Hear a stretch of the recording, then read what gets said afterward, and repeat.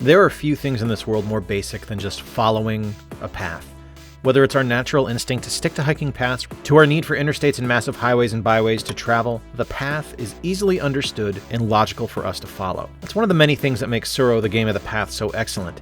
It's easy enough to teach someone in seconds, but it's a deeply strategic game. Tsuro is a fantastic new digital take on a tabletop classic from Thunderbox Entertainment, who provided a review code for this game. Let's take a look.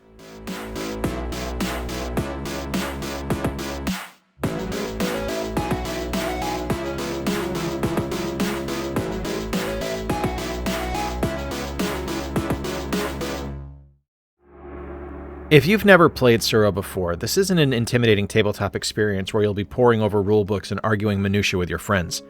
It's as simple as shuffle, rotate, place, and move your stone. And one of the nice things about this game is that Tsuro actually starts you off with a really solid 2-player tutorial against Calliope. To begin, you choose your preferred stone, and then one of the hash marks along the side of the board. This will be the path you start from. At the start of the game, you're given 3 tiles to choose from, each with a series of different lines on them. These lines are the available paths for you to follow. Lay one down in front of your stone, follow the line your stone is on, and draw a new tile. That's it. Of course, you're not locked into the path shown on the tile. Each can be rotated 360 degrees, and you can choose whichever option suits you best. Lines can loop, intersect, or completely change direction based on what you use. But you have to be mindful of what tiles you're laying down. You can't force yourself off the board on purpose if you have other moves available to you.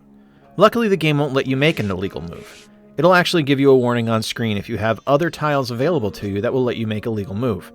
The game then proceeds as you'd expect. Continue on down the path until you're left with no other options. Where things get really fun is when you add into the mix players sharing a tile. See, when a tile is laid down, if you're in a spot where you can move forward, you have to. So you have a chance to force other players off the board. This is to your advantage, as any tiles they have in their hand are then added to the draw pile, giving you more and more options to keep your stone moving along the path. Of course, it's also very easy to overthink things and play yourself. You'll frequently put yourself into a position you think is to your advantage, only to be forced off the board by one of your opponents on their next turn. And let's talk about those opponents real quickly. You can play with an absolutely immense number of players, up to 8 at any given time. You can do this with all human players on one machine, a mix of human and AI, or just run against the AI. The AI has 3 different personalities you can choose from: silly, clever, and tricky. These personalities will impact both their playstyle and their interactions with you. It's really well done and smartly designed. There's a few different gameplay modes you can run. You can choose to play single player just to get a feel for the mechanics, which I'd honestly suggest to start out.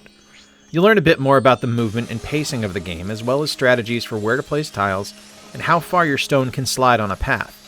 Like I said, the game is very simple and easy to explain, but there's a lot of strategy at play, and it can take a while to master, especially with the random aspect of how tiles are drawn.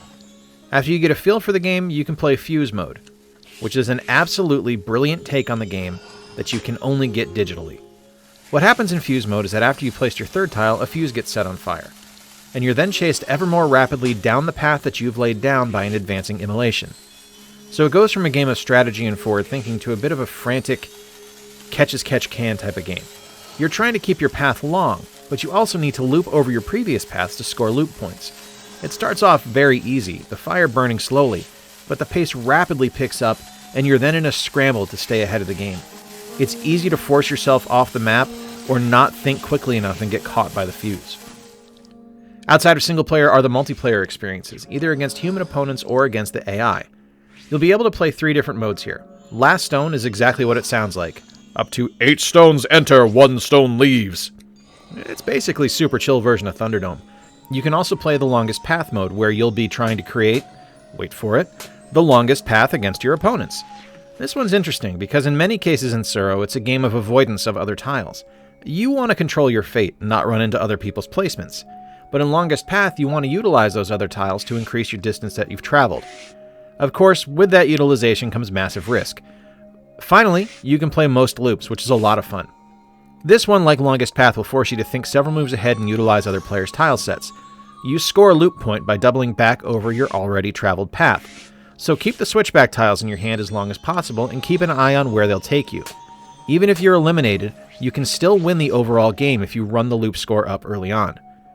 I was awarded a new set of stones for playing the game from Thunderbox, which gave me the option to use brightly colored neon stones rather than the more muted colors that ship with the original tabletop game. I can only assume this means we'll have more down the road as either unlockables or DLC purchases. At least I can hope so.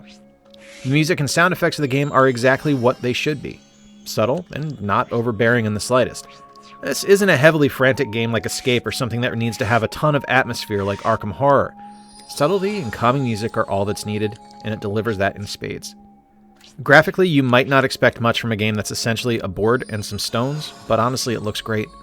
There are beautiful particle effects when playing to give it a more ethereal look, and the stones explode into a shower of dust when they go off the edge of the map. It doesn't need to do a lot, but what it does incredibly well. I love that you have to open the box to start the game, and that you play on a representation of the board, creases and all. It does a whole lot with a little, and it's truly appreciated. There's an option to play online, but I haven't taken the initiative to do so yet. I've had such a good time playing offline that I never got around to it. You can also remote play with anyone on your friends list, which is a nice feature to have. The game features 53 achievements to unlock, from the incredibly easy to the monstrously difficult. Honestly, about the only thing it doesn't support are Steam cards, and that's okay. There's also a VR version of the game, but as I don't own a VR unit for my PC, I'm running the standard Steam build. As a huge fan of the tabletop version of Tsuro, I've long wondered why there hadn't been a digital version created. This one's worth the wait. I hope down the road we see some expansions and the Tsuro of the Seas version and rule set are brought in, as it completely changed the way the game was played by adding surprise kaiju. With that, the Veterans of the Seas expansion for Tsuro of the Seas would be awesome, as well as the new release Tsuro Phoenix Rising. They're all variations on the same game, but I can't help it, man. I love Tsuro. The more we get, the better. Tsuro the Game of the Path can be purchased on Steam today for $9.99, but it's currently on sale as of the recording of this video for $7.49 through October 26th. If you have any affinity for digital tabletop games, you'd be hard-pressed to find one as easy to pick up and share with friends as Tsuro. But now I want to hear from you guys. Have you played Tsuro before? And if not, what tabletop game would you like to see brought to the digital marketplace to enjoy? And while we're at it, would you at all be interested in board game reviews on this channel? That's going to do it for this video. If you enjoyed this one, please be sure to like this by giving it a thumbs up, share it with your friends, subscribe if you haven't done so already, and ring the notification bell so you can keep up to date with all the stuff we've got going on here. Until next time, I've been Jay. I appreciate you being here and watching. Play more games, stay square, and take care. We'll talk with you soon.